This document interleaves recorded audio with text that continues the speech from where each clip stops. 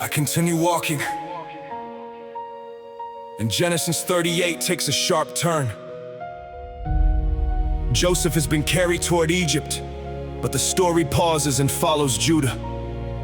Judah leaves his brothers and settles near Hira the Adullamite. There he marries the daughter of a Canaanite man named Shua.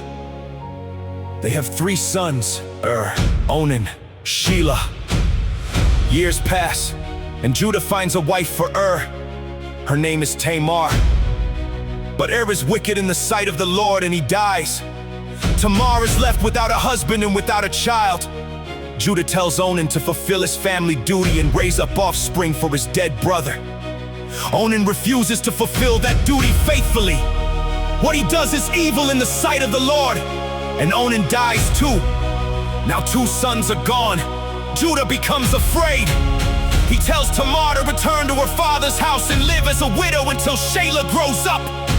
But Judah fears Shelah might die too. So Tamar waits. Shelah grows, but Judah never gives them to her. The promise hangs. Tamar is left forgotten. After some time, Judah's wife dies. When his mourning is over, Judah travels toward Timnah, where his sheep are being sheared. Tamar hears he is coming. She knows Shelah is grown, yet Judah has not kept his word. So Tamar removes a widow's clothing, covers herself with the veil, and sits near the road. Judah sees her but does not recognize her. He assumes she is a prostitute and offers a young goat as payment. Tamar asks, "What will you give me as a pledge until you send it?" Judah asks what she wants. She says, "Your seal, its cord, and the staff in your hand." Those objects identify him as seal, his cord, his staff. Judah gives them to her. Later he sends the young goat with Hira to retrieve the pledge, but the woman cannot be found. The people nearby say no prostitute had been there, and Judah lets the matter go. He does not know Tamar has carried away the evidence. 3 months pass, the news reaches Judah. "Tamar, your daughter-in-law, has become pregnant." Judah reacts with fury and orders that she be brought out for judgment, but Tamar sends him a message. "I am pregnant by the man who owns these." Then she presents the seal, the cord, the staff, and suddenly the entire chapter turns. Judah recognizes them. "She is more righteous than I, because I did not give her to my son Shelah." The man ready to condemn her must look at himself. That moment stays with me.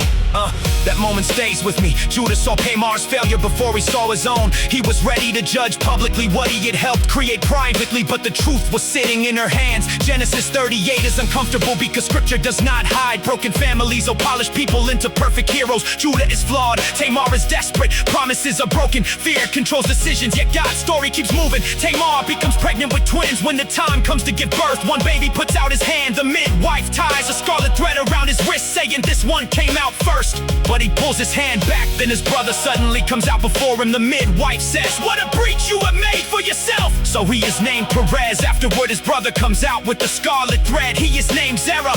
2 sons, one surprising birth, another piece of a larger story. Perez will become part of the family line that continues through generations. A chapter filled with failure still becomes part of God's unfolding plan that does not make wrong choices right. It shows that human failure is not strong enough to stop what God intends to do.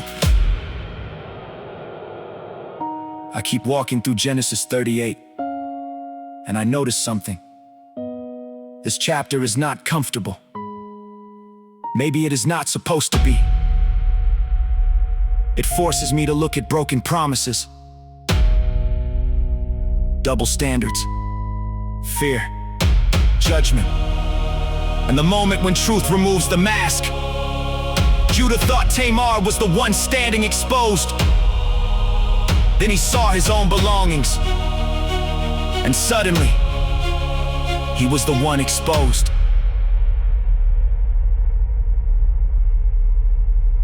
She is more righteous than I. That confession matters, because growth often begins when somebody stops defending themselves long enough to recognize the truth. Genesis 38 reminds me that the Bible tells the truth about people even at their worst. And still God keeps working. The family is messy, the road is crooked, the people make terrible decisions, but the promise keeps moving. Joseph is on his way toward Egypt. Judah is being confronted with himself. Perez is born. Generations later, this broken family line will carry redemption and purpose far beyond what anyone here can see. So I leave Genesis 38 with this: do not confuse God's ability to redeem a mess with the approval of the mess. The wrong is still wrong. The broken promise still matters. But when truth arrives, there is still room for recognition. There is still room for change.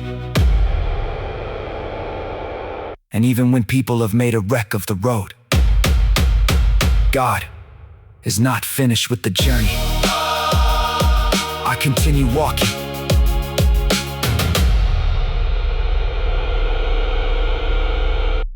Into Genesis 39.